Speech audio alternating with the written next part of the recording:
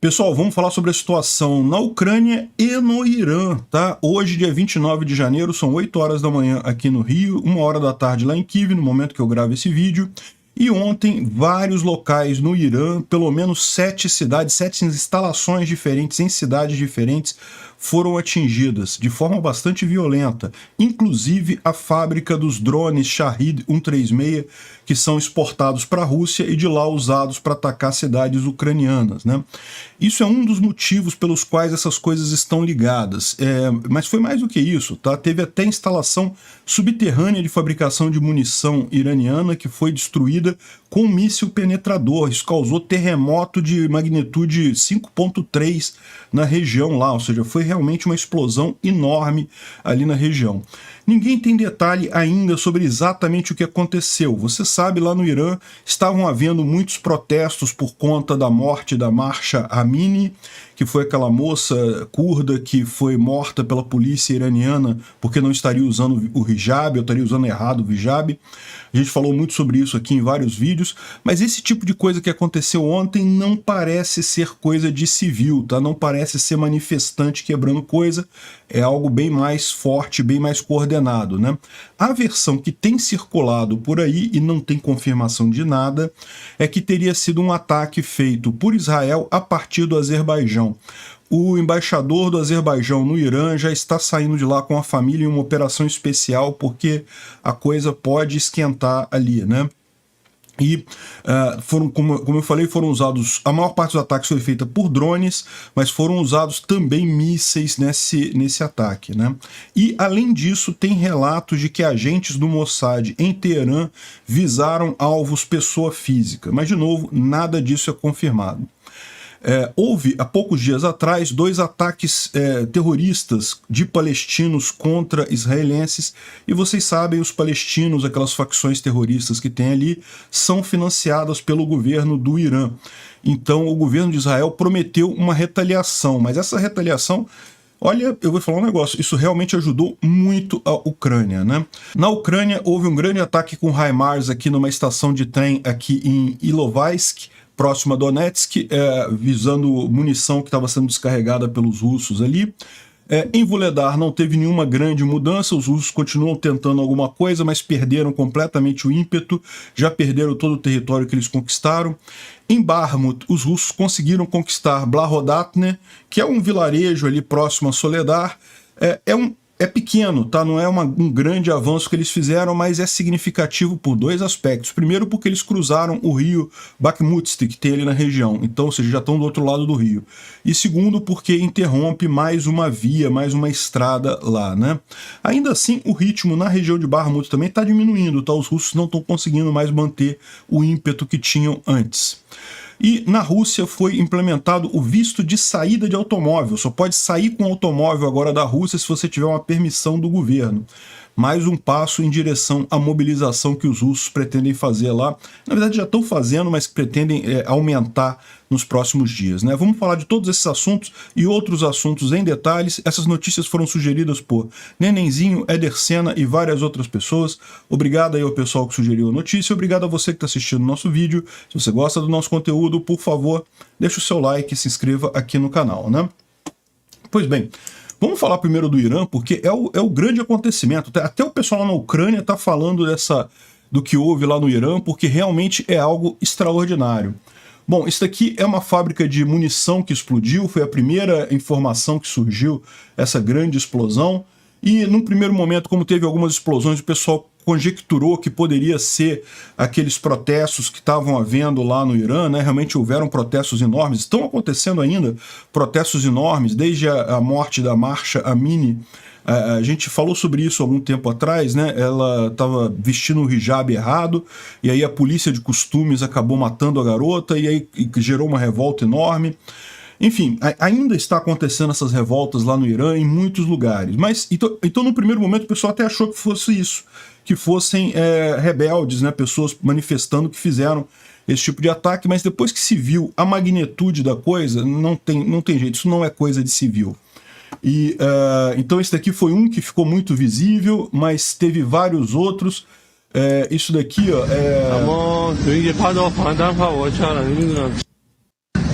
اما تو این گپا فاندم فواچارا نمیدونم چی.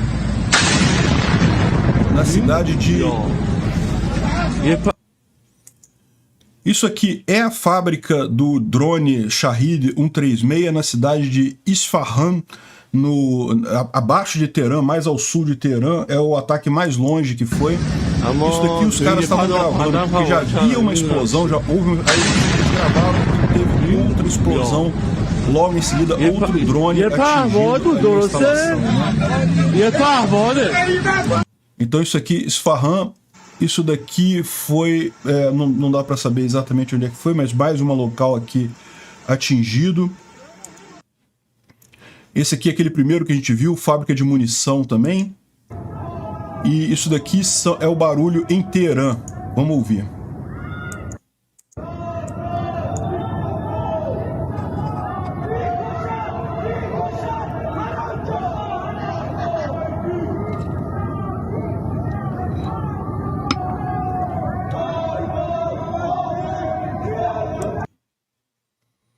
As pessoas estão gritando morte a Khamenei, pedindo, né, a morte ao líder lá do Irã, né?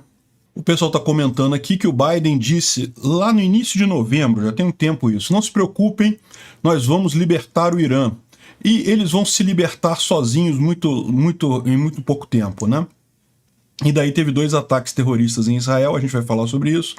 E em seguida aconteceu isso daqui, né? Como a gente está vendo, realmente, esse aqui também foi o ataque reportado lá, que foram vários ataques de drone em várias fábricas do Irã, e os reportes são de que os drones vieram de uma base israelense no Azerbaijão.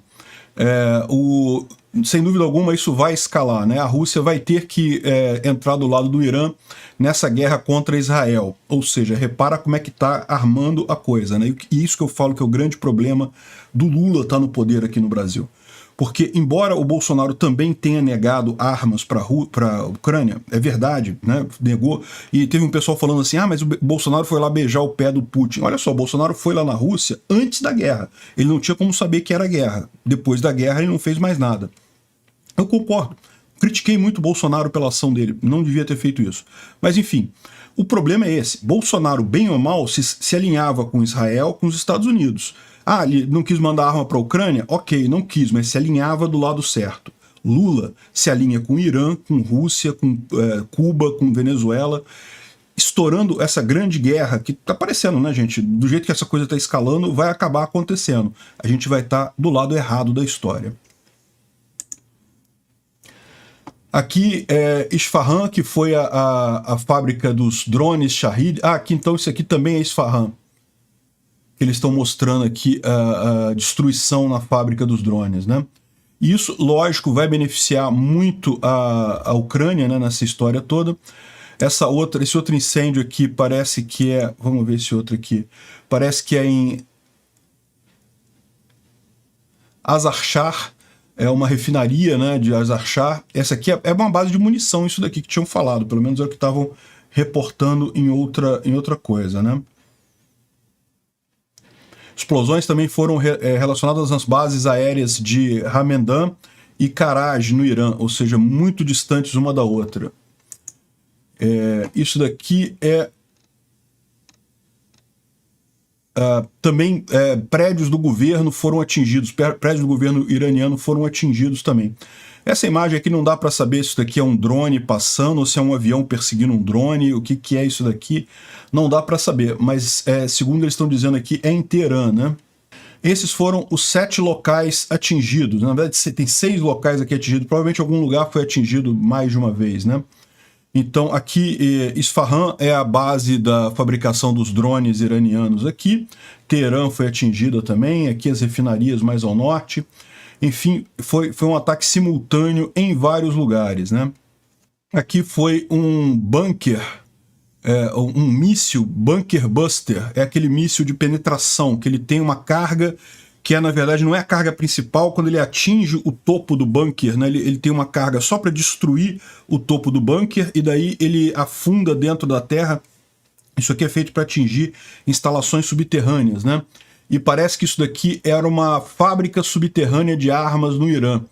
E daí deu uma explosão muito grande, né? A explosão acontece aqui atrás, ó. E isso gerou um terremoto de magnitude 5, quase 6 a magnitude do terremoto. É algo significativo aqui na região, ou seja, para você entender que tinha realmente muita munição ali dentro, né? Que tipo de munição que tinha, a gente não sabe. Seriam os mísseis que o Irã está fabricando para enviar para a Rússia? É uma possibilidade. Seria outro tipo de munição? Seria o projeto atômico do Irã? Não tem como saber. Mas o Irã tem feito esse tipo de coisa. Ele tem construído fábricas de armas e munição subterrâneas. Então você tem que usar essas bombas, esses mísseis. Esse aqui não foi drone. Isso aqui não foi drone. Não tem como fazer com drone isso. Você tem um míssil que atinge, a primeira carga dele destrói a blindagem, o teto do bunker, né? O teto da fábrica subterrânea, mas o resto continua descendo e aí até chegar lá e explodir efetivamente de baixo, detonando toda a área, né? Então, impressionante, dá para ver que foi um ataque, e não foi ataque de civil, não foi ataque leve, não. Isso aqui foi um ataque poderoso mesmo. Aqui também teve som de tiros de arma em Teherã. Algumas pessoas estão dizendo, e aí também, de novo, não tem comprovação de nada nesse momento, que haviam agentes do Mossad que visaram pessoas individuais dentro da estrutura do Irã. Então teria gente lá no Teherã fazendo esse tipo de coisa. Não dá para saber. Por definição, o Mossad é serviço secreto, costuma ser muito eficiente. Então, vamos ficar sabendo mais com o tempo quem foram as pessoas visadas por isso daí, né? Strikes de precisão eliminaram pessoas específicas, ou seja, além disso tudo, além dessas coisas todas, além das equipes do Mossad em Teherã, teve ataques que foram específicos em um ponto para matar uma pessoa, provavelmente algum terrorista ou algum membro muito sênior do governo iraniano, né? E o Igor Chusko lembra aqui que o Irã tem sido um grande fornecedor de armas para a Rússia que tem sido usadas contra a Ucrânia. E tem gente falando que é possível que isso aqui tenha dedo também dos Estados Unidos, além do Irã. Por que isso? Porque a Rússia está preparando uma grande ofensiva agora na primavera. A gente sabe disso, a gente tem falado sobre isso. E a Rússia já está com muito pouca, o nível de mísseis dela está muito baixo, então ela muito provavelmente estava contando com mísseis iranianos para fazer essa ofensiva dela no início de março, e os Estados Unidos, para evitar isso de forma precipitada, né, de forma antecipada, já atingiu essas bases no Irã para eliminar essa possibilidade, né? Então, de novo, a gente não tem confirmação de nada, a gente não sabe quem foi. A informação que a gente tem é que teria sido um ataque israelense a partir de bases no Azerbaijão, né? Isso faz sentido, né? Porque o Azerbaijão fica aqui, né? O Azerbaijão, embora seja um país muçulmano, ele você sabe, né? Sunita e o Irã é xiita, então eles têm uma certa rixa ali. E Israel parece que tem sim algumas bases aqui no Azerbaijão e teria usado essas bases para atingir aqui o Irã. Faz todo sentido, se você considerar que a maior parte dos alvos foi nessa região aqui, é relativamente próximo do Azerbaijão, né? E além disso, o primeiro-ministro do Azerbaijão anunciou que todo o pessoal da Embaixada do Azerbaijão e suas famílias estão sendo evacuadas da capital Teherã, vão ser evacuadas hoje, e as preparações já estão acontecendo justamente por risco de alguma retaliação do Irã em cima desse pessoal, né? Ou seja, o Azerbaijão estaria envolvido, não diretamente, apenas a base aérea teria sido usada pelos israelenses, e o Azerbaijão também tem uma ligação com os Estados Unidos, tá? Também ele é contrário à Rússia, ele não gosta da Rússia, então pode ser que tenha essa ligação ali na região, né? E o pessoal da Ucrânia falando o óbvio, né? Todos aqueles que estavam criticando Israel por não fazer o suficiente para ajudar a Ucrânia, vocês podem mandar seus pedidos de desculpa para o Mossad, Unidade 8200 e as Forças Armadas israelenses, né? Evidentemente, isso daí não tenha dúvida que isso ajudou a Ucrânia muito, muito mais do que qualquer outra coisa, porque isso é muito provável, vai impedir que a Rússia tenha armas suficientes para fazer outros ataques amplos à infraestrutura ucraniana, né? E até para fazer uma ofensiva durante a primavera agora. A questão toda é qual vai ser a resposta russa a isso, né? Porque o que está pintando é aquilo que eu falei para vocês, não tem jeito. Essa guerra já é uma guerra de todo mundo, sempre foi uma guerra de todo mundo desde o início. Esse papo de, ai não, nós aqui no Brasil não temos que entrar nessa guerra, é guerra dos outros. Não, é guerra de todo mundo, de todas as pessoas. E é uma guerra principalmente entre o certo e o errado. A Ucrânia não atacou ninguém, foi a Rússia que invadiu a Ucrânia. Isso é um absurdo completo. Isso que tem que estar, todo mundo tem que estar do lado da Ucrânia, não tem escolha nessa história, não tem zona cinza, não tem nada de outros aspectos, né? E infelizmente a gente, com o Lula na presidência, vai acabar se alinhando ao lado errado dessa história. Bom, e só para deixar claro, aconteceram 2 ataques terroristas em Jerusalém, um deles com facada, um terrorista com faca matou 2 pessoas, e esse outro aqui mais sério, um outro terrorista matou 7 israelenses numa sinagoga em Jerusalém com tiros. Ele estava com uma arma e matou 7 pessoas, infelizmente, né? E tem as informações todas aqui. Quem parou o atirador foi uma das pessoas, um israelense que estava armado, e aqui mais uma vez eu reforço a importância da população civil ter armas. Ter armas é um direito natural das pessoas, todo mundo deveria andar armado. É muito importante você ter armas, justamente porque num momento como esse, com um terrorista querendo matar pessoas, a única forma de você parar esse terrorista é como fez o israelense, o herói israelense que anulou o terrorista lá na região, né? E ele foi atingido, ele levou um tiro no estômago, mas mesmo ferido ele conseguiu matar o terrorista e impedir que o caso ficasse ainda pior, porque o cara pretendia matar mais gente certamente, né? Então isso é mais um ponto aí da importância do armamento civil nessa história toda. A tragédia lá em Jerusalém só não foi maior porque tinha alguém armado civil para impedir o acontecimento ali na hora. E depois desses 2 ataques terroristas lá em Israel, o Netanyahu falou que nossa resposta vai ser muito forte e muito precisa, né? Forte, rápida e precisa. Qualquer um que tente nos atingir, nós vamos causar danos a eles também, e a todas as pessoas que os ajudam, referindo-se ao ataque terrorista em Jerusalém. E pessoas que os ajudam, como vocês sabem, esses terroristas lá na Palestina, eles são financiados principalmente pelo Irã. O Irã é a grande força anti-Israel no mundo.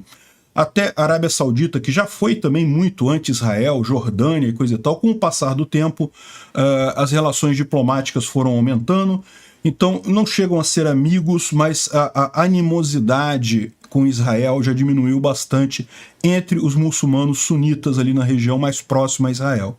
O grande ator que continua com uma ferocidade enorme anti-Israel é o Irã. E por que o Irã faz isso? Justamente porque é uma ditadura, e como toda ditadura, o líder precisa de um inimigo abstrato, um inimigo que você possa dizer para o povo, olha só, o grande motivo da gente estar fazendo tudo errado aqui no nosso país é porque a gente precisa atingir o nosso inimigo e coisa e tal. Então, é por isso que o Irã continua com essa ideia e recebeu aí a devida compensação nesses ataques, né? E lógico, o pessoal lá na Ucrânia percebeu que isso é uma ajuda à Ucrânia, uma ajuda, talvez a maior ajuda até esse momento da Ucrânia, porque, veja, não dá para tomar isso de forma leve. Isso daqui é uma escalada enorme, né? O que vai resultar disso daqui a gente não sabe ainda, mas sem dúvida alguma essa guerra subiu um patamar aqui, né? E o Arestovich já fez uma brincadeira dizendo que certamente vai falar sobre isso na live dele hoje. Ele não fez a live ainda, provavelmente a gente vai ter essas informações amanhã, se ele tem alguma informação adicional sobre isso, né? Mas como a gente viu, certamente isso foi obra de alguém, de algum exército organizado, muito pouco provável que tenha sido manifestantes ou forças rebeldes dentro do Irã que fizeram isso daí. Os candidatos a terem feito isso são mesmo Israel e Estados Unidos e fizeram muito bem, ou seja, livraram o mundo de fábricas de armas terríveis ali no Irã. O Irã está se associando à Rússia e acaba sendo punido por isso daí, né? Bom, vamos falar agora da Ucrânia. Esse assunto é o grande assunto do dia, não tem como não falar do Irã, né? Mas a Ucrânia também teve alguns desdobramentos aqui. Ilovaisk é uma cidade que tem aqui próximo a Donetsk, que acabou sendo atingida por HIMARS ontem. Tem umas imagens aqui da estação de trem que foi atingida lá em Ilovaisk. Segundo estão dizendo aqui, havia pessoal russo e equipamento militar que estava sendo desembarcado na estação de trem, e daí os ucranianos atingiram a estação de trem. Tem aqui as imagens depois da destruição, né? Realmente destruiu a estação toda lá. Espero que tenham conseguido eliminar um número significativo de armamento e pessoal russo ali na região, né? E, além disso, né, a artilharia de longo alcance ucraniana atingiu e destruiu 2 postos de comando, 2 posições antiaéreas e 5 concentrações de tropas russas, ou seja, teve aí mais uma série de outros lugares que foram atingidos aí de ontem para hoje, né? Bom, vamos dar uma olhada sobre a situação lá em Vuhledar, mas não mudou de forma significativa, né? O inimigo continua a tentar avançar de diferentes direções, bem como tentar mover os seus flancos, mas todas as tentativas falharam até aqui. Parece que o inimigo tomou algumas decisões interessantes que as pessoas vão ficar sabendo em pouco tempo. Infelizmente, eu não posso falar sobre isso publicamente no momento. Ou seja, o que ele está querendo dizer aqui é que provavelmente os russos fizeram alguma besteira muito grande lá na região de Soledar, e a gente vai ficar sabendo sobre isso, mas como os ucranianos estão usando essa informação para alguma coisa, não pode ficar pública ainda, né? Deixa o inimigo continuar fazendo besteira, errando, que a gente ganha com isso, né? O inimigo parece que não abandonou a ideia de tomar Vuhledar, e não há sinais de que eles vão reduzir a pressão para a tomada da cidade. As batalhas continuam, mas Vuhledar ainda segura, né? Ou seja, não teve nenhuma mudança significativa, mas isso aí já denota que os russos não estão mais com o mesmo ímpeto, né, do início. Como a gente falou, em Vuhledar, Vuhledar fica nessa região aqui. Os russos tomaram essa parte mais baixa, que essas dachas aqui próximas ao rio, e também a cidade toda de Pavlivka, inclusive essa área aqui, que é uma área esparsamente povoada. Eles chegaram a tomar esse hospital aqui e chegaram a tomar essa parte aqui mais a leste da cidade, aqui em cima, né? Mas daí os ucranianos fizeram uma contraofensiva, expulsaram eles daqui de volta para cá e tiraram eles do hospital também. Então a situação continua basicamente a mesma, os russos continuam tentando avançar, mas não tem tido sucesso, né? Vuhledar é muito difícil de tomar, a cidade fica um pouco mais alta do que o resto da região, e o resto da região é basicamente muito aberto, então é difícil dos russos terem algum lugar para se esconder aqui. E, ao mesmo tempo, tá vendo? São muitos prédios altos que tem na cidade, e a cidade fica numa região mais elevada, então os ucranianos têm várias posições aqui muito boas para atingir os russos que chegam lá. Vuhledar não é a primeira vez, já tem sido uma carnificina para os russos aqui em outras ocasiões, quando eles tentaram tomar a cidade, mas eles continuam tentando. Bom, em Bakhmut, como a gente falou no último vídeo também, o ímpeto dos russos também diminuiu ali, mas eles continuam avançando. Por exemplo, de ontem para hoje, eles tomaram definitivamente Blahodatne, né?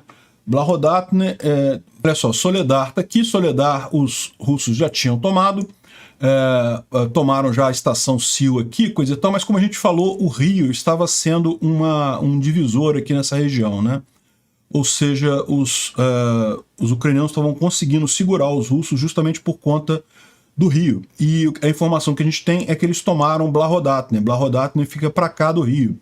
Isso significa que duas coisas. Primeiro, que o rio já não é mais um obstáculo. Os russos conseguiram avançar sobre o rio aqui. E isso pode ter implicações para outras coisas. Eles podem fazer um ataque aqui nesse sentido, né? O que pode complicar a situação. Além disso, essa via aqui, a T0513, que era uma via possível de ser utilizada, já era difícil de usar ela, tá? Porque ela está muito próxima da linha de frente, então os russos já poderiam atingir um eventual comboio, um eventual transporte ali, mas, bem ou mal, os ucranianos ainda poderiam usar ela. Num caso de emergência, já não podem mais, porque se Blahodatne foi tomada, essa via já está totalmente tomada aqui, não tem mais como ser usada, né? Aqui tem a informação aqui das tentativas de avanço russas. As outras tentativas não tiveram sucesso, mas aqui eles tomaram Blahodatne e isso é uma coisa preocupante. Isso é menos uma via que os ucranianos têm para abastecer a cidade e aumenta a pressão sobre Krasna-Horan, que os russos não tomaram ainda, mas estão tentando tomar, continuam tentando tomar. Na região sul não teve grandes mudanças, os russos continuam tentando chegar próximo a T-0504, que é essa outra via mais ao sul aqui. Então tem essa via aqui ao norte e aqui ao sul tem essa via aqui, que aqui eles chamam de N32 ou H32, né? Mas que lá no outro mapa é T-0504 e que é usada pelos ucranianos para abastecer Bakhmut, então eles estão tentando chegar aqui, ó. Tem muitas batalhas aqui, mas a verdade é que os russos não conseguiram avançar. Eles tentaram avançar aqui em dois sentidos, a partir de Klishchivka, mas não conseguiram ainda atingir a região. De qualquer forma, como o War Monitor avisa aqui, cortar essa estrada aqui, bem como a outra, não é grande problema, porque continua havendo a O0506, que ainda leva para Bakhmut, que seria essa outra estrada aqui, a O0506, essa outra estrada aqui. Mas separa o problema, né? É o que eu falo para vocês. Bakhmut os ucranianos tinham 5 estradas que eles podiam usar aqui para abastecer Bakhmut. Então, muito tranquilo. Tinha essa daqui, essa de cá, essa daqui, um monte de estrada que eles podiam usar. Agora, só tem uma, né? Ou seja, assim, livre, completamente desimpedida, só tem uma. Então, se os ucranianos pretendem sair de Bakhmut, pretendem abandonar a cidade, recuar, eles precisam ter uma estrada bastante fácil, bastante aberta. Eles não podem esperar ficar no finalzinho para sair. Tem muito equipamento, tem muito pessoal aqui. Então começa a ficar realmente complicada a situação em Bakhmut, né? Por hora, eles ainda têm a M03, embora já esteja muito perto aqui da linha de frente, ou seja, é difícil de usar, mas é possível usar. A N32 ainda é possível de usar, os russos estão tentando chegar nela, mas não conseguiram ainda, né, que é a T-0504, de acordo com outro mapa, e tem a O0506, que é essa outra aqui. E tem uma outra aqui também, que não dá para saber se ela para por aqui ou se continua também, né? Enfim, tem outras opções menores, mas as principais os ucranianos estão arriscado perder aqui em Bakhmut, né? A velocidade, o ímpeto dos russos diminuiu, mas não quer dizer que tenha acabado. Eles continuam avançando ali, é muito preocupante isso, né? Vamos dar uma olhada na linha de frente, de acordo com a thread aqui do DefMon. Na região norte, lá em Luhansk, não tem muitas informações, ninguém fala nada. O exército ucraniano repeliu um ataque em Bilorivka aqui, mas lá para cima não falam em nada. Toda essa região aqui, mais ao norte, a gente tem visto que tem muita coisa acontecendo aqui próximo a Svatov, próximo a Kriminá, mas nenhuma informação dos ucranianos, né? E o comando-geral das forças ucranianas dizem que as forças russas estão focadas na defesa, o que significa que os ucranianos estão avançando por lá, mas a gente não tem informação. Isso não deixa de ser normal, os ucranianos gostam de fazer silêncio nesses casos, e os bloggers costumam respeitar do lado ucraniano, então não repassam informações. A gente não sabe o que está acontecendo, devemos saber aí em algum tempo o que houve de novidade por lá, né? Aqui ele fala que não teve nenhuma evidência maior de avanço dos russos aqui, os russos tentaram avançar em um monte de lugar, mas não tem evidência, né? Agora, como a gente sabe, eles tomaram Blahodatne, isso aqui já está confirmado. E ao sul também, os russos tentaram avançar tanto aqui por esse lado, quanto pelo lado de cá, para tentar pegar Ivanivsk e interromper a T-0504, como a gente já falou, né? Ainda tem tropas ucranianas nessa região aqui, tá? Os russos estão tentando avançar pelos lados, mas ainda tem tropas ucranianas aqui. E essa área aqui é uma área muito aberta, não tem floresta, não tem vila, não tem nada. Então, os ucranianos têm a vantagem de terem as trincheiras, as posições defensivas deles capturadas, mas os russos, para avançar, são obrigados a se expor. Então, aqui também estão perdendo muita gente aqui, mas estão avançando, né? Isso é preocupante. Aqui em Donetsk, os russos tentaram avançar em Vodiane, em Marinka e em Pobjeda. uma outra cidadezinha aqui, mas não consta que teve nenhum avanço aqui, né?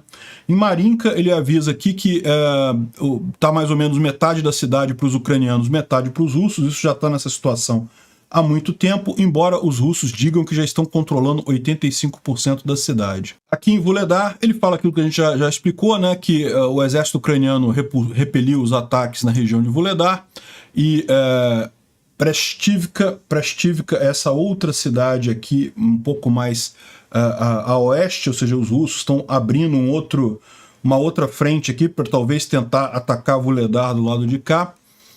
De qualquer forma, parece que falharam e que há uma evidência de muitas perdas na região. Talvez ligado àquilo que o Tatarigami estava falando ali, de que os russos tentaram alguma estratégia diferente e acabaram se dando mal nessa história, né? Tem um monte de imagem aqui de tanques russos sendo destruídos e coisa e tal, mas eu não gosto de mostrar isso porque o YouTube não gosta e, no final das contas, não quer dizer nada, na verdade, né? No final das contas, isso daí é coisa de guerra. Tem tanque destruído dos dois lados, no final das contas. Bom, o Instituto para o Estudo da Guerra fala sobre o fato de que forças convencionais russas estão gradualmente substituindo as forças do grupo Wagner para manter a ofensiva em Bakhmut, né? A ofensiva do grupo Wagner havia culminado, né? O Wagner não conseguia avançar mais, de fato, o ímpeto diminuiu bastante, como a gente viu, e parece que o exército russo está suprindo tropas para lá, inclusive do VDV. Agora, eu falo para vocês, eu falei desde o início, sim, já tinha tropa do VDV ali em Bakhmut, em Soledar, em Bakhmut, desde o início dessa história toda. Nunca foi o grupo Wagner sozinho. O pessoal ucraniano sempre falou, olha só, tem recruta russo aqui também, tem militar russo além do grupo Wagner. O grupo Wagner faz muita propaganda, mas tem o pessoal ali junto também, né? As forças russas estão tentando prevenir a Ucrânia de ganhar a iniciativa, possivelmente antes da ofensiva russa que está planejada, né? Os ucranianos, eles estão avançando lá próximo de Svatov, e vocês sabem que os russos planejam uma ofensiva por ali também, né? Então, provavelmente, os ucranianos estão tentando até avançar para impedir essa ofensiva, e, lógico, os russos estão jogando tudo para defender desse ataque, né? Isso torna mais difícil para os russos fazerem um ataque decisivo. Por quê? Porque já está em guerra, já está em briga na região, não tem como pegar ninguém desprevenido ali, né? As forças russas provavelmente não têm poder suficiente, capacidade suficiente para abrir mais uma grande ofensiva, enquanto tentam fixar as tropas ucranianas no Donetsk e em Zaporizhia, ou seja, aquelas brigas todas em Zaporizhia, segundo a visão do ESW, a gente já tinha falado sobre isso, né?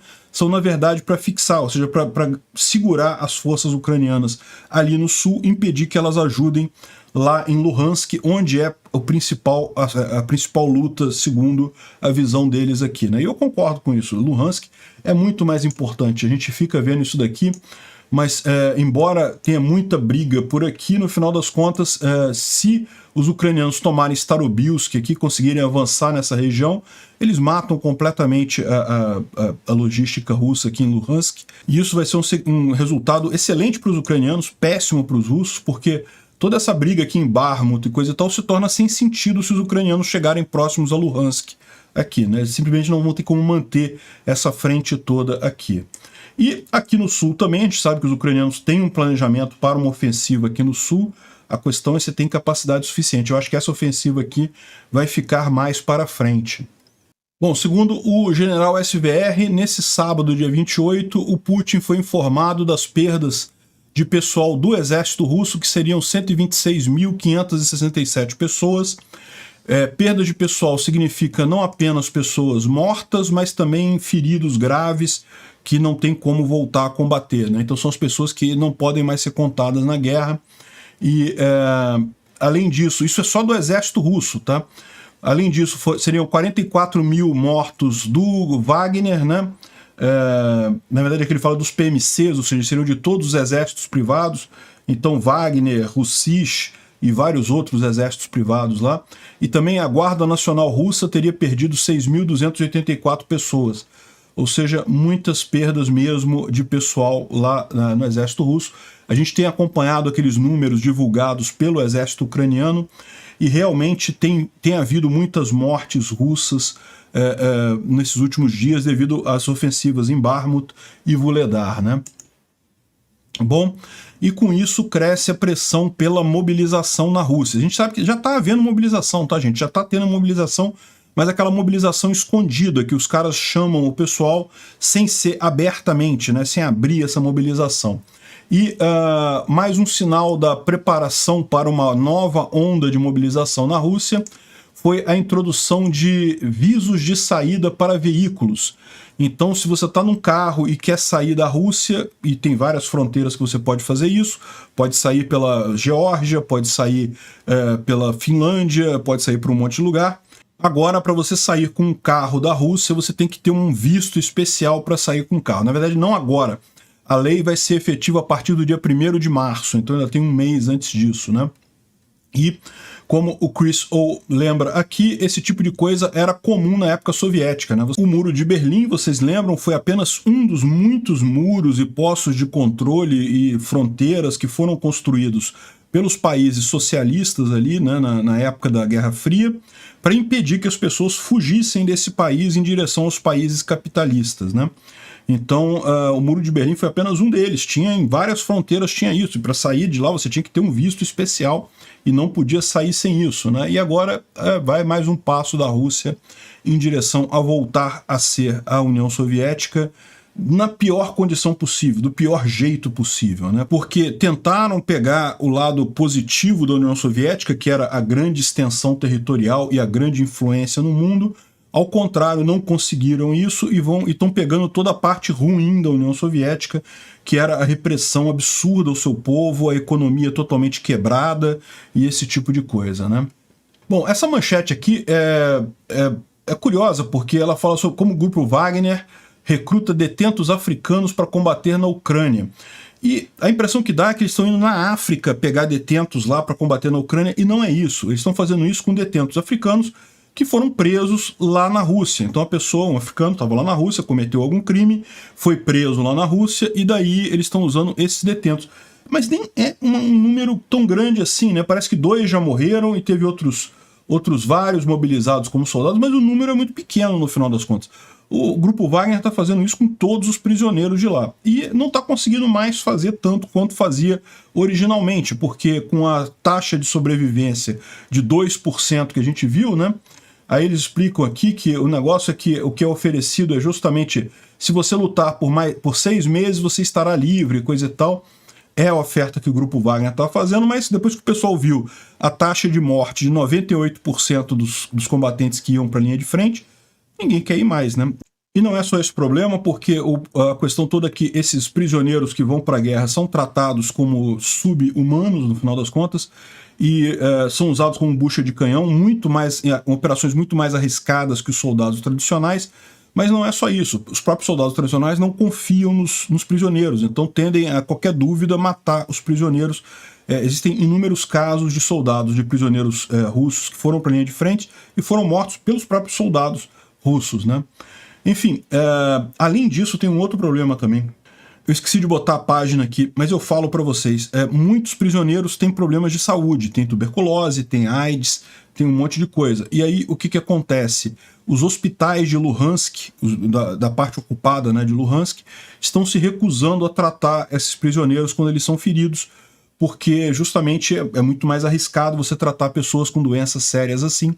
Então esse pessoal acaba morrendo porque não consegue tratamento nos hospitais ali da região, né? Então realmente é por isso que o Grupo Wagner agora não consegue mais recrutar prisioneiros. O pessoal fica sabendo dessas coisas, prefere, é melhor cumprir a pena e ficar vivo, né? Bom, existe uma suspeita que a Turquia esteja fornecendo peças de reposição para empresas aéreas russas. Essa história foi divulgada pelo Wall Street Journal. Isso houve um alerta para as autoridades russas para as autoridades turcas em Ankara. É importante o pessoal estar sabendo disso para evitar esse tipo de coisa, né? Existe um monte de truques que o pessoal faz. A Turquia tem sido um aliado da OTAN, tem ficado do lado ocidental nessa guerra, tem ajudado inclusive a Ucrânia, né? Como eu falo pro pessoal, aqui no Brasil muita gente fala assim, não, mas se a gente mandar arma para a Ucrânia, a gente vai estar entrando na guerra. Não estamos entrando na guerra. Ajudar a Ucrânia é uma coisa, diferente de entrar na guerra. Entrar na guerra, de fato, não vale a pena a gente entrar diretamente na guerra, pelo menos não por enquanto. Eu falo para vocês, essa guerra já é uma guerra do mundo todo, não tem esse negócio não. Mas entrar na guerra diretamente não vale a pena. Agora a Turquia é amiga dos russos, e manda armas para a Ucrânia também, não tem nenhum problema nisso daí. O Lula não quer mandar armas porque realmente gosta do Putin, quer ficar amiguinho do Putin. E para quem diz que a desculpa é BRICS, eu vou falar sobre BRICS daqui a pouquinho. E outra boa notícia aqui em termos de política, né? O Petr Pavel foi eleito presidente da Chequia, ou República Checa, e ele estava concorrendo com uma outra... Os dois são de direita, tá? Não tem, a Chequia ela tem uma visão mais à direita e no espectro político. A grande dúvida era entre o Pavel, que é de direita, mas é a favor da Ucrânia, é a favor da OTAN, é contra a Rússia, e o outro cara, que eu esqueço até o nome dele, que era a favor da Rússia, que era mais ligado à Rússia, mais ligado ao Orbán e coisa e tal, e então ganhou o lado certo da força lá na Tchequia. Parabéns aí aos eleitores tchecos. E, por falar em lado da direita que escolhe errado, o Trump tem entrado cada vez mais nesse buraco de apoiar a Rússia ou de dizer que é um absurdo mandar armas para a Ucrânia e coisa e tal.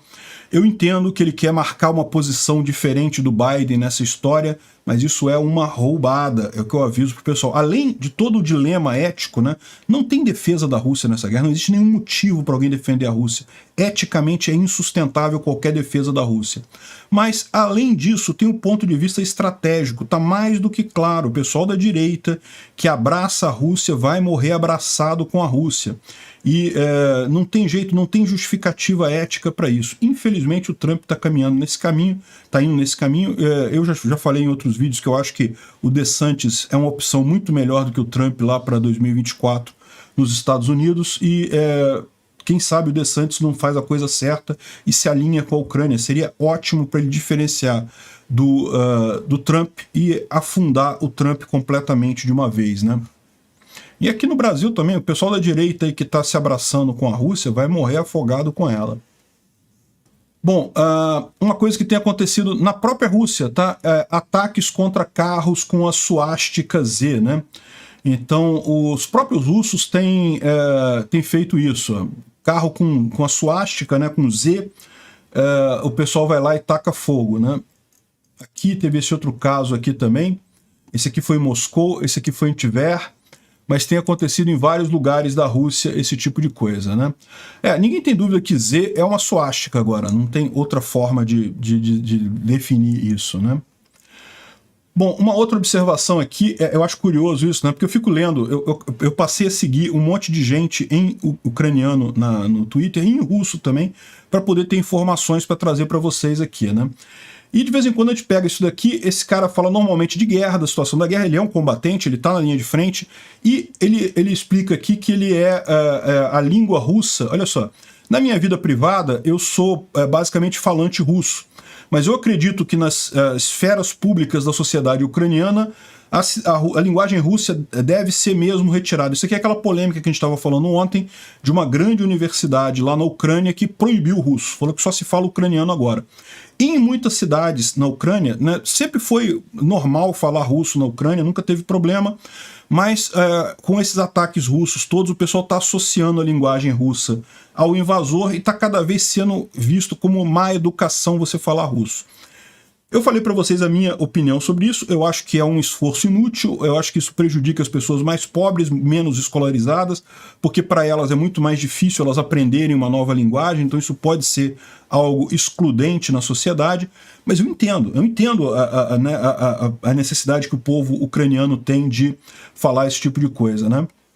E ele fala que, não, embora na minha vida privada eu fale russo, eu acho que tem que se falar ucraniano mesmo que seja preciso usar métodos ruins para isso, como é o caso da universidade proibir a fala de russo, né?